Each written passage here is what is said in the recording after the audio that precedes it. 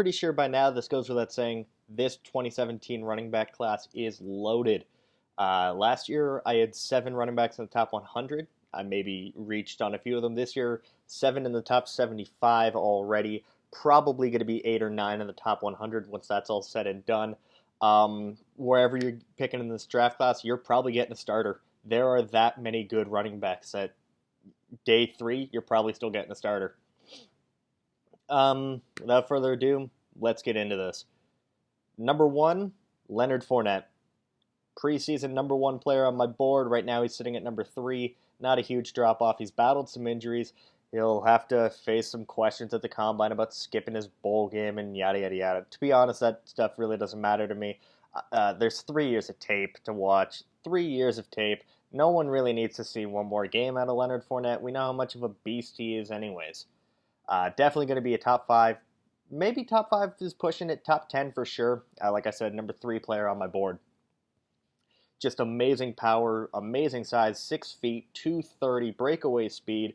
Maybe some questionable vision. Not really sure. That LSU offensive line did clear a lot of big holes for him. But man, if you're a safety or a linebacker going in to make a tackle, your ass is grass. Watch Ole Miss, Mississippi State. All of those games, he's sending defenders flying. No doubt, best running back in this class. I'd put him ahead of Zeke from last year. Number 2, Dalvin Cook out of Florida State. He's my 8th ranked player in the class. Again, beginning of the year, I had him as kind of a fringe top 10 player. Right now he's at 8. He's Jamal Charles. That's the best comparison I can think of. He's great out of the backfield, catching, receiving, can run through the tackles, probably return kicks for you. He's got all of the Florida State rushing records.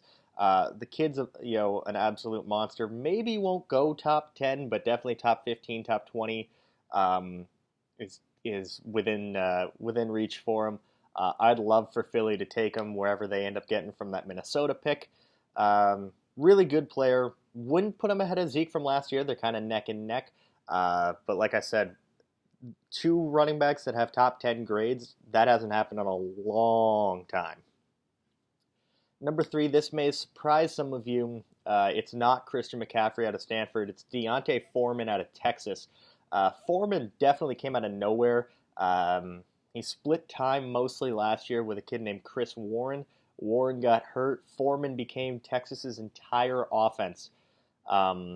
He led the nation in rushing yards. The kid is freakish. He's 6 feet, close to 250 pounds, and is probably faster than Leonard Fournette. I would probably put good money that he'll run around 4.45 if I had to. Kid's got breakaway speed.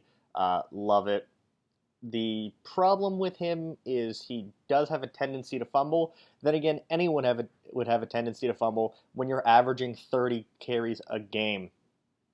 He literally was their offense. If you watch the Kansas game, he got 51 carries in a game. 51.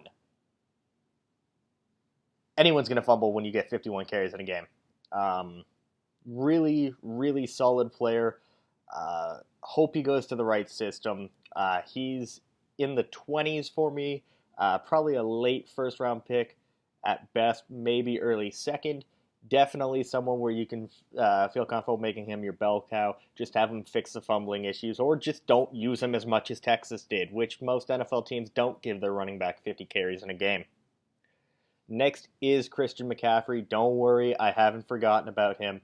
Christian McCaffrey right now checks in at my 32nd overall player.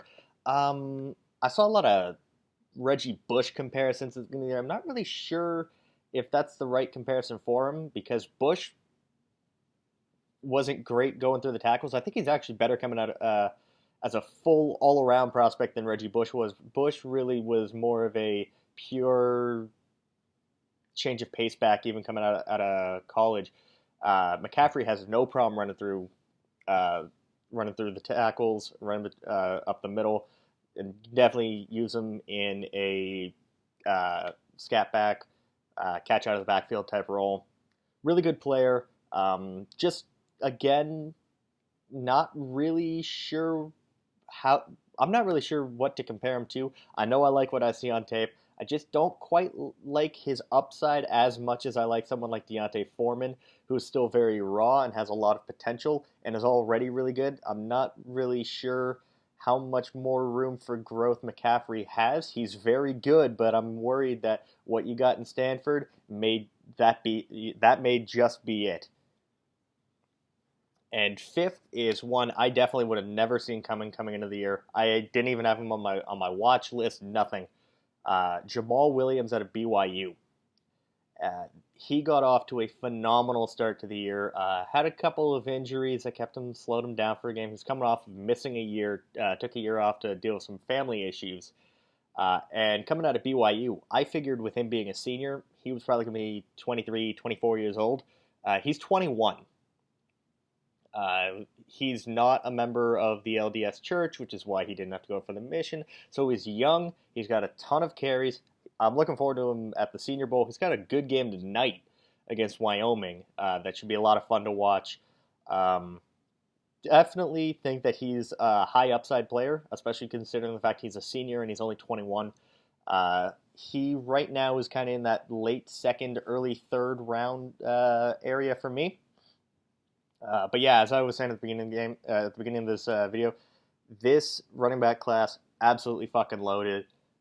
Would not be surprised to see 8 to 10 backs taken in the first 2 days, which is unheard of in this era where we're now talking about devaluing the running backs. But we've seen with guys like Melvin Gordon, Todd Gurley, Melvin Gordon this year, Todd Gurley last year, and Zeke this year, that sometimes investing high in a running back can definitely pay off because they can become your offense. And I think a number of these guys in this coming class could definitely contribute right away to their teams, and I think teams are going to start catching back onto this, and maybe the running game does become a bit more of a factor in the NFL. So that's just my opinion, quick video, top 5 running backs. Comment, subscribe, yada, yada, yada. You know the deal. Follow me on Twitter. Everything's down below in the description. Talk to you later.